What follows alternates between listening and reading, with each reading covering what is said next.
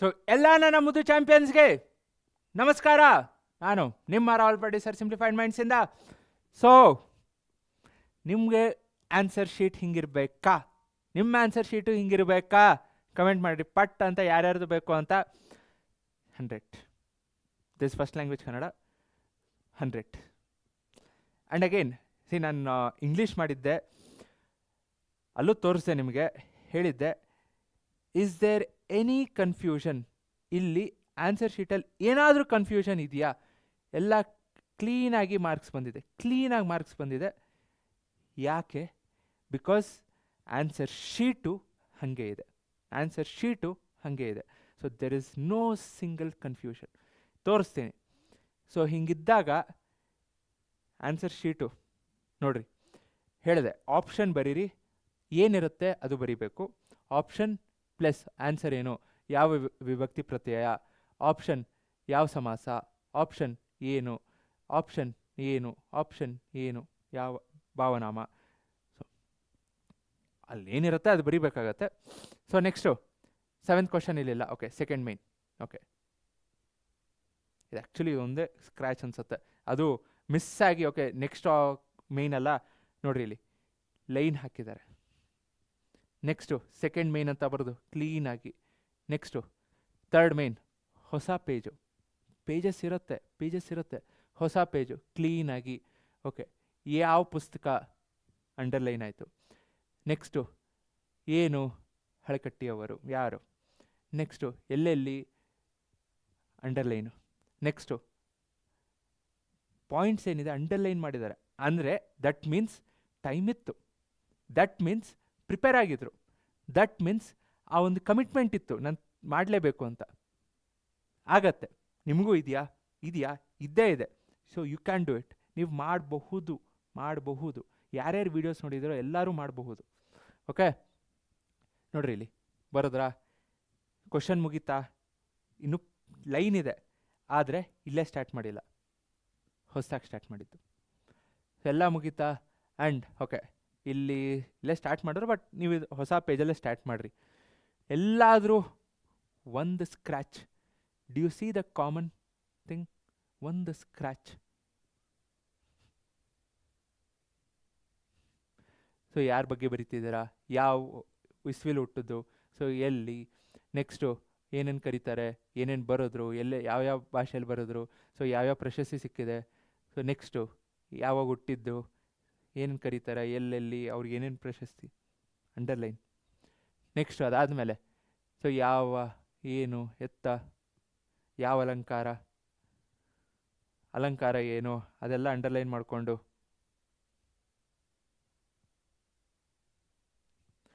Next ಒಳ ಅರ್ಥ ಏನು, ಹೊರ ಅರ್ಥ ಏನು, ಆ್ಯಂಡ್ ಅಗೇನ್ ಅದನ್ನು ಕ್ಲೀನಾಗಿ ಸಪ್ರೇಟ್ ಮಾಡಿಕೊಂಡು. ಮಹತ್ವ ಏನು. ಮಹತ್ವ ಬರೋದಾದ್ಮೇಲೆ ನೆಕ್ಸ್ಟ್ ಲೈನಲ್ಲಿ ಹಂಗೆ ಕಂಟಿನ್ಯೂ ಮಾಡಿಲ್ಲ, ಒಂದು ಲೈನ್ ಬಿಟ್ಟರು. ಸೊ ದಟ್ ಮಹತ್ವಾಗೂ ಒಳ ಅರ್ಥಗೂ ಆ ಡಿಫ್ರೆನ್ಸ್ ಗೊತ್ತಾಗುತ್ತೆ.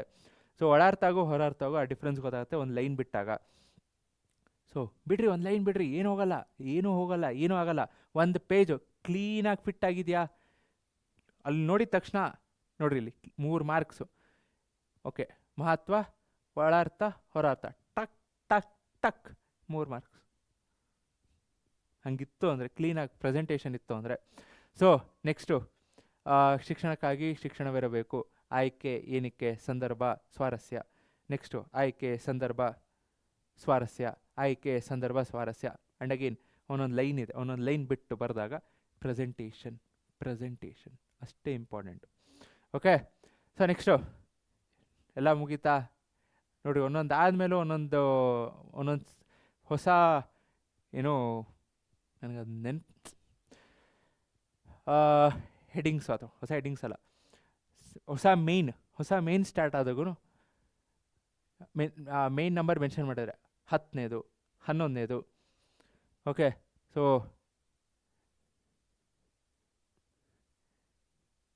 ಇದು ಒಂದೇ ಪೇಜಲ್ಲಿ ಇದೆಯಾ? ಇಲ್ಲಿ ಆ್ಯಕ್ಚುಲಿ ಲೈನ್ ಬಿಡಬೇಕಾಗಿತ್ತು, ಏನಕ್ಕೋ ಬಿಟ್ಟಿಲ್ಲ. ಫೈನ್. ಸೊ ಇಲ್ಲಿ ಬರಿಬೇಕಾದ್ರೆ ಆ, ಬಾ ಆ್ಯಂಡ್ ಲೆಟರು.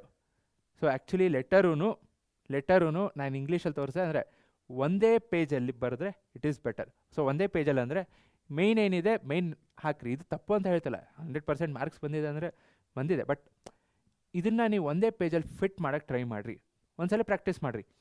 ಸೊ ದಿನಾಂಕನ ಫುಲ್ ಮೇಲ್ ತೊಗೊಂಡೋಗಿದ್ದಿದ್ರೆ, ಸೊ ಇಂದ ಓಕೆ ಇವರಿಗೆ ಮಾನ್ಯರೇ, ಇದನ್ನು ಇನ್ನೊಂದು ಲೈನ್ ಕಮ್ಮಿ ಮಾಡ್ಬೋದಿತ್ತು. ಸೊ ವಂದನೆಗಳೊಂದಿಗೆ ಇಂತಿ ನಿಮ್ಮ ವಿಶ್ವಾಸಿ.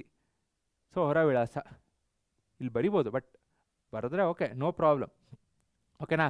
ಸೊ ಹೊರ ವಿಳಾಸ ಓಕೆ ಸಪ್ರೇಟ್ ಪೇಜೇ ಬರೆದ್ರೆ ಅಂದರೆ ಎಲ್ಲಿಗೆ ಕಳಿಸ್ತಿದ್ದಾರೆ, ದಟ್ ಈಸ್ ಫೈನ್. ಬಟ್ ಏನಾದರೂ ಫಿಟ್ ಆಗಂಗಿದ್ರೆ, ಆಗಿಲ್ಲ ದಟ್ಸ್ ಫೈನ್. ಸೊ ಇದನ್ನು ನೀವು ಹೊರ ವಿಳಾಸ ಅಂತ ಹೊರಗೆ ಬರೆದ್ರೆ ಅಂದರೆ ಓಕೆ, ಹೊರ ವಿಳಾಸ ಎಲ್ಲಿ ಬರೀತೀರಾ, ಯಾರಿಗೆ ಕಳಿಸ್ಬೇಕು ಅಲ್ಲಿಗೆ ತಾನೇ ಬರೆಯೋದು, that is fine. Okay, next ಪೀಠಿಕೆ, ವಿಷಯ ನಿರೂಪಣೆ. ನೋಡಿ ಒಂದು ಆಲ್ಮೋಸ್ಟ್ ಒಂದು ಲೈನ್ ಓದಂಗೆ ಹೋಗಿದೆ ಸ್ವಲ್ಪ, ದಟ್ಸ್ ಫೈನ್. ಸೊ ನೆಕ್ಸ್ಟು ಪೀಠಿಕೆ ಏನು, ವಿಷಯ ನಿರೂಪಣೆ ಏನು, ಉಪಸಂಹಾರ. ನೋಡಿ ಇಲ್ಲೂ ಒಂದು ಕ್ಲೀನಾಗಿ ಲೈನು, ಆ್ಯಂಡ್ ಎಲ್ಲಾದರೂ ಒಂದು ಸ್ಕ್ರ್ಯಾಚ್ ಏನಂತ ಹೇಳುತ್ತೆ, ಕನ್ಫ್ಯೂಷನ್ ಇರಲಿಲ್ಲ. ಏನು ಬರೀತಿದ್ದಾರೆ ಗೊತ್ತಿತ್ತು, ಹೇಳಿದ್ದೀನಿ ಪಾಯಿಂಟ್ಸ್ ಹೆಂಗೆ ಮಾಡಬೇಕು. ಫಸ್ಟು ಇಲ್ಲೇನು ತ್ಯಾಜ್ಯ ವಸ್ತು ನಿರ್ವಹಣೆ. ಸೊ ತ್ಯಾಜ್ಯ ವಸ್ತು ನಿರ್ವಹಣೆ ಏನಕ್ಕೆ ಆಗ್ತಿದೆ, ಜಾಸ್ತಿ ಏನಕ್ಕೆ ಆಗ್ತಿದೆ, ಓಕೆ. ಸೊ ಅದನ್ನು ಕಮ್ಮಿ ಮಾಡಬೇಕು ಅಂದರೆ ಏನು ಮಾಡಬೇಕು, ಸೊ ಅದನ್ನು ಕ್ಲೀನಾಗಿ ಡಿಸ್ಪೋಸ್ ಮಾಡಬೇಕು ಅಂದರೆ ಕ್ಲೀನಾಗಿ ತೆಗಿಬೇಕು ಅಂದರೆ ಏನು ಮಾಡಬೇಕು, ಸೊ ಅದನ್ನು ಬರದೇ ಇರೋಂಗೆ ಮಾಡಬೇಕು ಏನು ಮಾಡಬೇಕು. ಸೊ ನೀವು ಪಾಯಿಂಟ್ಸ್ ಮಾಡ್ಕೊಂಡ್ರಿ ಅಂದರೆ ತ್ಯಾಜ್ಯ ವಸ್ತು ಯಾವ್ಯಾವುದು, ಸೊ ಅದನ್ನು ಹೆಂಗೆ ವಿಂಗಡಿಸ್ಬೇಕು, ವಿಲೇವಾರಿ ಹೆಂಗೆ ಮಾಡಬೇಕು. ಸೊ ಕ್ಲೀನಾಗಿ ಫಸ್ಟು ಒಂದು ಪಾಯಿಂಟ್ಸ್, ಇದರ ಸರ್ಕಾರದ ಮಹತ್ವ ಏನು, ನಮ್ಮ ಮಹತ್ವ ಏನು, ನಾವು ಹೆಂಗೆ ಬೀಯಿಂಗ್ ಪ್ರಜೆಯಾಗಿ ನಾವೇನು ಮಾಡಬೇಕು. ಸೊ ಇದೆಲ್ಲ ಫಸ್ಟು ನೀವು ಪಾಯಿಂಟ್ಸ್ ಬರೆದ್ರಿ ಅಂದರೆ ಆ ಪಾಯಿಂಟ್ಸ್ನ ಫಸ್ಟ್ ಬರಿಬೇಕಾ, ಸೆಕೆಂಡ್ ಬರಿಬೇಕಾ, ಲಾಸ್ಟ್ ಬರಿಬೇಕಾ, ನಿಮಗೆ ಗೊತ್ತಾಗತ್ತೆ. ಆಮೇಲೆ ಸ್ಟಾರ್ಟ್ ಮಾಡಿರಿ, ಸುಮ್ಮನೆ ಬರ್ಕೊಂಡು ಹೋಗಕ್ಕೆ ಸ್ಟಾರ್ಟ್ ಮಾಡಿಬಿಡ್ರಿ. ಎಲ್ಲಾದರೂ ಒಂದು ಕಡೆ ಲಾಸ್ಟಲ್ಲಿ ರಫಲ್ಲಿ ಅದನ್ನು ಪಾಯಿಂಟ್ಸ್ ಹಾಕ್ಕೊಳ್ರಿ, ಓಕೆ. ಆ್ಯಂಡ್ ಅಗೇನ್ ಟೈಮ್ ಇತ್ತು, ಎಕ್ಸ್ಟ್ರಾ ಬರೀರಿ, ಟೈಮ್ ಇದ್ದೇ ಇರುತ್ತೆ, ಟೈಮ್ ಇದ್ದವರೇ ಎಕ್ಸ್ಟ್ರಾ ಬರೆಯೋದು, ರಿಪೀಟೆಡ್. ಯಾಕಂದರೆ ಎಕ್ಸ್ಟ್ರಾ ಟೈಮ್ ಇದ್ದರೆ ಬಂದೇ ಬರುತ್ತೆ, ಹಾಗೇ ಆಗುತ್ತೆ, ಓಕೆ. ಸೊ ಅಷ್ಟೇನಾ? ಲಾಸ್ಟಲ್ಲಿ ಏನಾದರೂ ಬರೆದಿದಾರಂತ ನೋಡೋ, ಇರಲಿಲ್ಲ, ಫೈನ್. ಬೇಕಾ? ಆಗತ್ತೆ, ನಿಮಗೂ ಆಗತ್ತೆ, ಯಾರ್ಯಾರು ವೀಡಿಯೋಸ್ ನೋಡ್ತೀರೋ ಆಗತ್ತೆ. ಸೊ ಸಬ್ಸ್ಕ್ರೈಬ್ ಬಟನ್ ಒತ್ತೋದು ಮರಿಬೇಡ್ರಿ, ಓಕೆ. ಸೊ ನೆಕ್ಸ್ಟು ನನ್ನ ಆಸೆ ಏನು ಅಂದರೆ ನಿಮ್ಮ ಆನ್ಸರ್ ಶೀಟನ್ನಷ್ಟೇ ಅಲ್ಲ ಇಲ್ಲಿ ತೋರಿಸೋದು, you should also be here. ಬೇಕಾ? You should also come here, stand here and say that sir ಇದು ನನ್ನ ಆನ್ಸರ್ ಶೀಟ್, ನಾನು ಹಿಂಗೆ ಬರೆದೆ. ರೆಡಿನಾ? ನಾ ರೆಡಿ. ಸೊ ಕಮೆಂಟ್ ಮಾಡಿರಿ. So I am more interested, I am more happy to have you here. And ನಿಮ್ಮ ಆನ್ಸರ್ ಶೀಟ್ ನೀವೇ ಎಕ್ಸ್ಪ್ಲೇನ್ ಮಾಡೋದಕ್ಕೆ, ನಾನಲ್ಲ, ನೀವು ಬರೆದಿರೋದು ನೀವು ಎಕ್ಸ್ಪ್ಲೇನ್ ಮಾಡಬೇಕು, ಫೈನ್.